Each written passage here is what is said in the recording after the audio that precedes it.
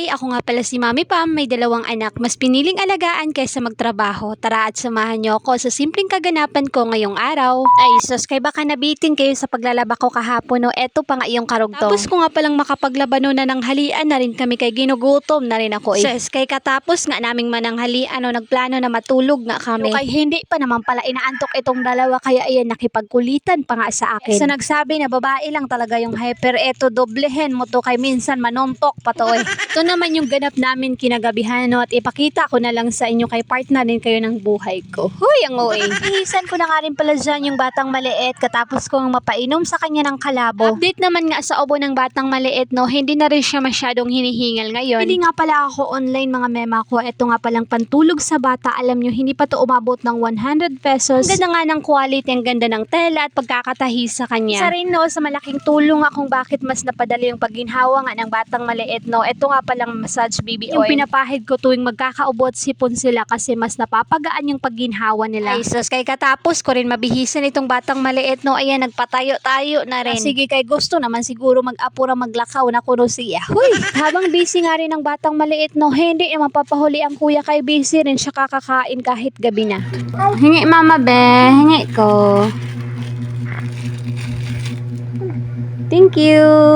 Fast forward ng kinabukasan, eto naman yung ganap namin pagkagising nga namin sa umaga. Tapos nga pala namin makapagkape no, nag-ayos lang ako dito sa higaan namin, nagligpit-ligpit para for today's video magsipag-sipagan tayo. Huy! Part na rin talaga yan ng buhay nating mga nanay. Sus, kay kahit tinatamad tayo, eh wala tayong choice, kay walang ibang kikilos dyan kundi tayo para din. Sa akin no, walang sukatan yung pagiging isang nanay. Hindi yan nakabase sa forma ng anak, sa ayos ng bahay. At alam ko may kanya-kanya tayong sitwasyon at estado sa buhay bilang isang nanay kaya wala tayong karapatan na husgahan yung bawat isa. Sukatin kung anong kaya ng isa at kung anong kaya at hindi kaya ng isang nanay. As long as na ginagawa mo yung responsibilidad mo bilang isang nanay sa yung anak at asawa, wala kang dapat patunayan sa ibang tao. Ay sus, kaya padayon lang tayo mga inahan. Sus, kay napadami na naman yung kwento ko sa inyo no, at napakalayo na rin dito sa ginagawa kong pagwawalis ba. Huy, kung naglinis nga tayo sa loob ng kwarto no, syempre isama din natin dito sa labas. Oy, kay hindi pwede na yung kwarto lang yung malinis at sa labas ay dugyot. At katapos kong makapagwalis at makapaglinis, ito namang pampaligo sa batang maliit ang sunod ko ring anisikaso. Bigdagat nga pala no, yung kinuha ko ang pampaligo dito sa batang maliit. Kay habang nagpapaligo nga ako, itong si kuya no, kay nagsali-sali na naman dito sa ginagawa ko. Fast forward, katapos kong mapaliguan ng batang maliit, inilabas ko na rin itong aking mga isasampay na damit kay para matuyo na nga rin. Oy, kay grabe rin naman yung init ngayon. Katapos kami naman ni kuya pumunta nga ng dagat kay para maligo na nga rin kami. Isus, kay mabuti nga ngayon no, napapaligo ko na rin si kuya dito sa dagat kay noon magtakbo-takbo pa rin talaga yan at mag-iyak-iyak. Yun no, kay hindi na rin talaga namin problemahin na magpadagat kay malapit lang dito sa amin yung dagat. Sus, kay kung madami tayong problema no, kay pwede na tayo maglangoy-langoy sa dagat kay duol ra man. Totoo lang no, kay makarelax din naman yung dagat sa atin lalo na pag maligo tayo at napakaganda rin ang view. Yan, hindi naman siguro halata na nag-i-enjoy nga rin si kuya sa pagligo. Yan lang muna for today. Amping kanunay!